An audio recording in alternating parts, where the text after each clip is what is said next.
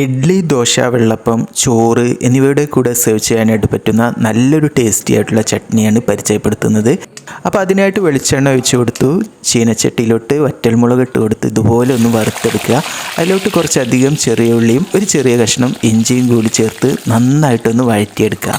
ഇതുപോലെ എടുത്ത് അതിലുള്ള വെളിച്ചെണ്ണ കുറച്ചൊന്ന് മാറ്റി വെച്ച് അതിലോട്ട് തേങ്ങ ചിരവിയത് കൂടി ഇട്ട് കൊടുത്ത് അതിലെ വെള്ളമഴ ഒന്ന് പോയി കിട്ടിയാൽ നമുക്ക് കല്ലുപ്പ് ഇതെല്ലാം കൂടി ഒന്ന് ചതച്ചെടുക്കാം കേട്ടോ. ഈ ഒരു പരുവത്തിലായി കിട്ടിയാൽ നമുക്കിതിലോട്ട് നേരത്തെ മാറ്റി വെച്ചിട്ടുള്ള തേങ്ങ ചിരവിയതും കൂടി ഇട്ട് കൊടുത്ത് അതിലോട്ട് ഒരു ചെറിയ കഷ്ണം പുളി കൂടി ചേർത്ത് ഇതുപോലെ അരച്ച് അതിലോട്ട് കുറച്ച് വെള്ളം കൂടി ഒഴിച്ച് ഒന്നുകൂടി അരച്ചെടുക്കുക. മാറ്റി വെച്ച വെളിച്ചെണ്ണ ചേർത്തു, കടുക് ഇട്ട് കൊടുത്തു. പൊട്ടി വരുമ്പോൾ കറിവേപ്പില ചേർത്ത് ചട്നി ചേർത്ത് കൊടുത്ത് നന്നായിട്ട് ഇളക്കി കൊടുക്കുക. ചൂടോടെ സെർവ് ചെയ്യുക. അപ്പോൾ ഇതുപോലെയുള്ള റെസിപ്പിക്ക് ചാനൽ ഫോളോ ചെയ്യാനായിട്ട് മറക്കല്ലേ.